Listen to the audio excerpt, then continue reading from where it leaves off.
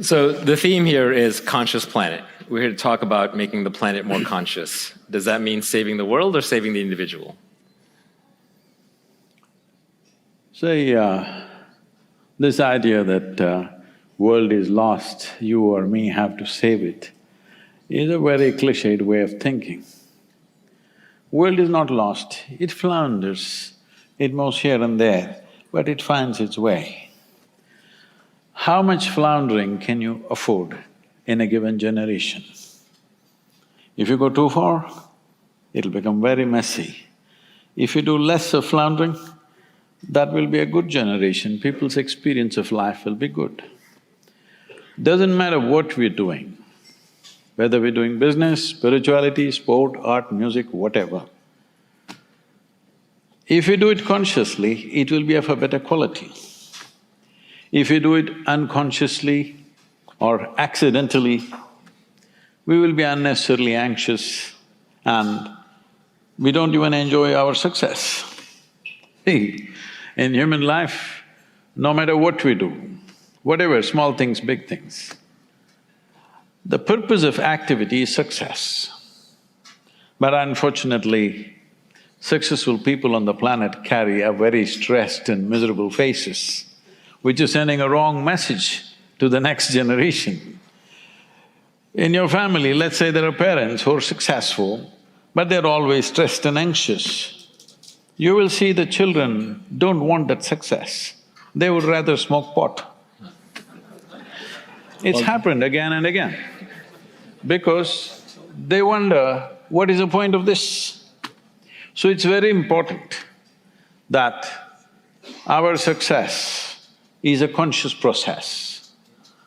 Our way of thinking, emoting, and how we are and how we speak and what we do is a conscious process. Once it's conscious, if you are consciously crafting your experience of life right now, would you make yourself blissful or miserable?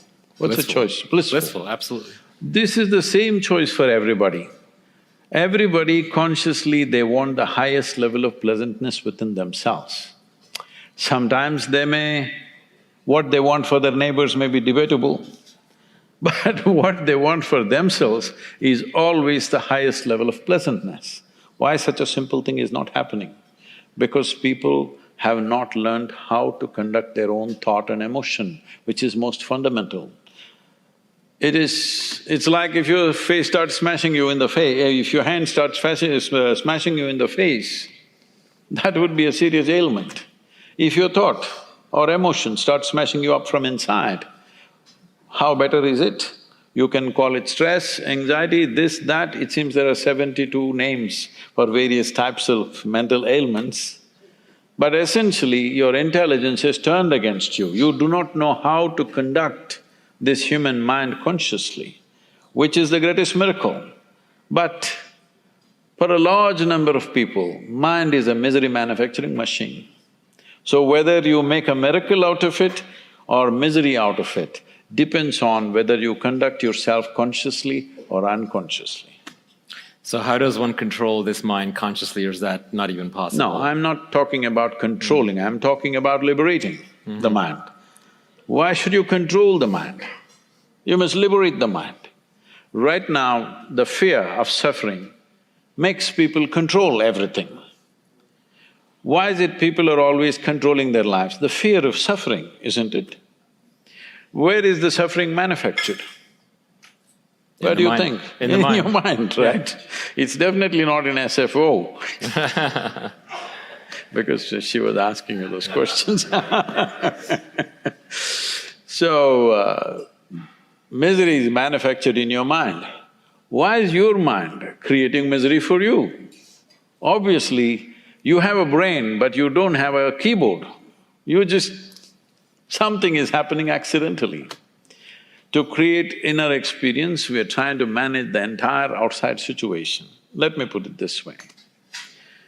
If your body becomes pleasant, we call this health. You want? Health? Health, yes, of course. Health? Everybody, Hello? yeah. You say yes, no, silence, I'm going to bless you. Health? Yes. Yes. Please say yes, a big yes within yourself.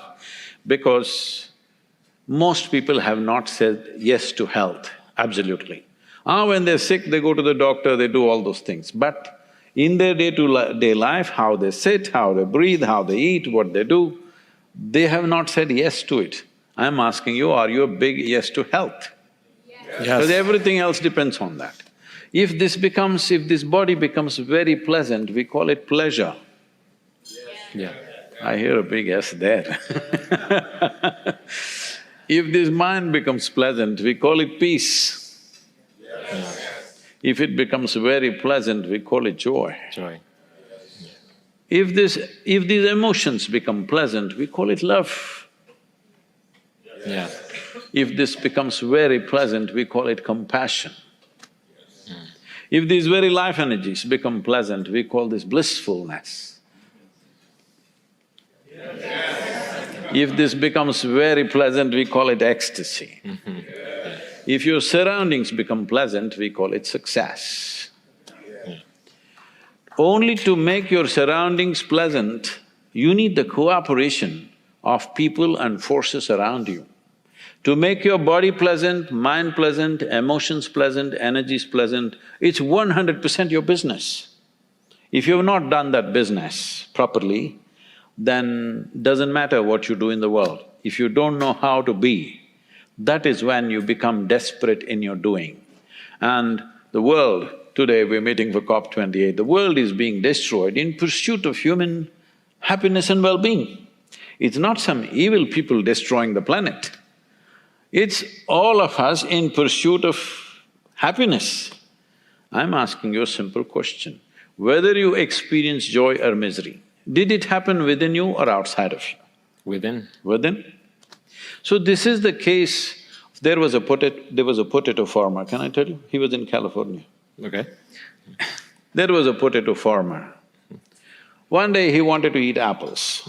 So he went in search of an apple tree, found one, but out of sheer habit, started digging for the apples. He's a potato farmer. He dug so hard, he didn't get anything, he became furious and dug harder.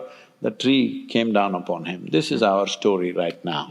In search of human happiness, we're digging up the world. Whether you want joy or misery, you can only find it within yourself. It is not even finding. You manufacture joy, you manufacture misery within yourself. If you are conscious, you would definitely manufacture joy. Because it's happening accidentally, all sorts of things are happening. So how do we find this inner joy and peace that you speak of? Is it the science of yoga? See, the word yoga, especially in California… Yeah, it's a workout in California, it's calisthenics. But you've talked about jnana yoga, karma yoga, bhakti yoga, kriya yoga, there's raja yoga, there's so many forms of yoga. Yeah, let me come to this. See, unfortunately, yoga means today, because it's a rebound from the American coast.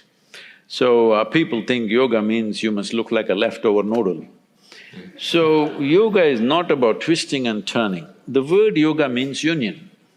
What does union mean? Today modern science is telling you this in many ways. Right from a long time, religions of the world trying to tell you the same thing. Today modern science is telling you the whole existence is one energy manifesting in million different ways.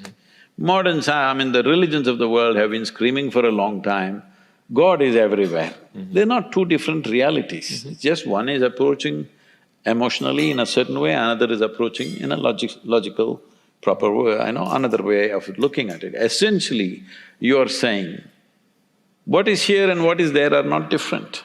If this becomes your living experience, then we say you're in yoga. For example, what you exhale, the tree is inhaling. What the tree exhales, you are inhaling. Suppose you actually experience this, that you realize one part of your lungs is actually hanging out there, which is a fact. If all of us experience this, do we need COP28, I'm asking? Do we need COP? No. We would have done what is needed. We don't experience that. Everybody thinks they're a world by themselves. See, in this room, whatever number of people are there, they're not living in the same world. Each one of them are living in their own world. What do you think? It's reality or a hallucination? Undivided. Reality is undivided. So, if you experience this, that if you sit here, you see everything as part of yourself, not mentally, not intellectually, not emotionally, experientially. For example, whatever you ate for lunch today, that whatever you ate didn't look like you, didn't smell like you, didn't feel like you, but now it's become you in a few hours. Yes? Yes. If you ate an apple, apple has become a human being now. So, something that's not you has become you. This is the reality all the time. But right now you think, this is me. So this experience of individuality is a privilege, is the magnanimity of creation that's been showered upon us. But we took it too seriously. We thought my individuality is absolute. Probably most people won't get it till you bury them. Right now you can think you and the soil that you walk upon are different. But when you and me are buried someday, you much later, me sooner, okay? Never know. So when we are buried someday, we will become part of the soil effortlessly, isn't it? Yeah. Even now we are, but that's not in our living experience. This is the human problem. So consciousness means this, that you become conscious about the nature of your existence. Once you're conscious about the nature of your existence, you know how to be.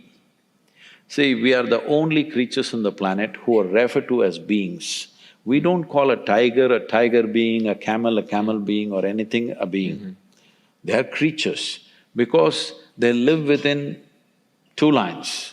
According to whatever nature has set within themselves, they live like that.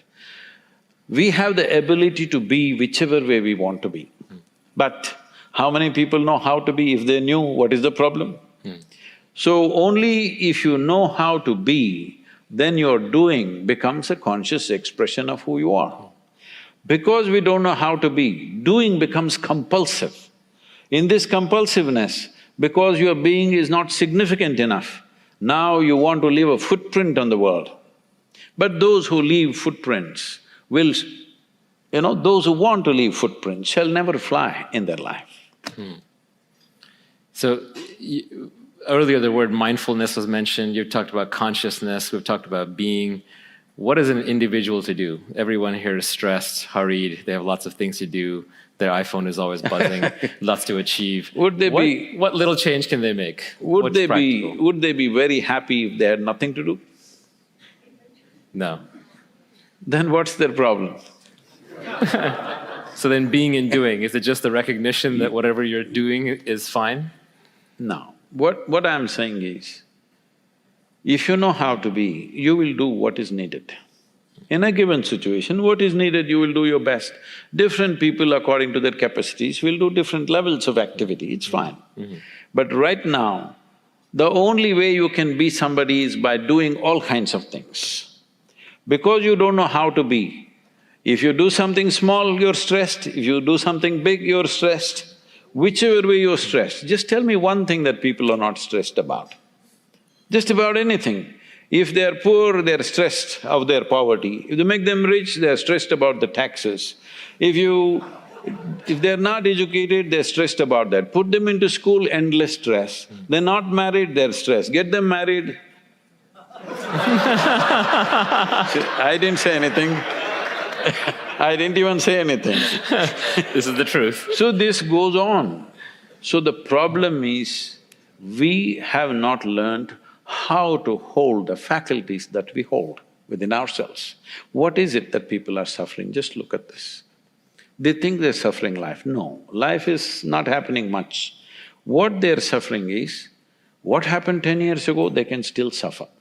What may happen day after tomorrow, they already suffer. What is this? They're essentially suffering two fantastic qualities that is exclusive for human beings, a vivid sense of memory and a fantastic sense of imagination. These are two things which set you apart from every other creature, and that's what you suffer. This memory is fantastic, this is what makes our life rich. This imagination is the basis of everything that we create in the world. But this is what human beings suffer.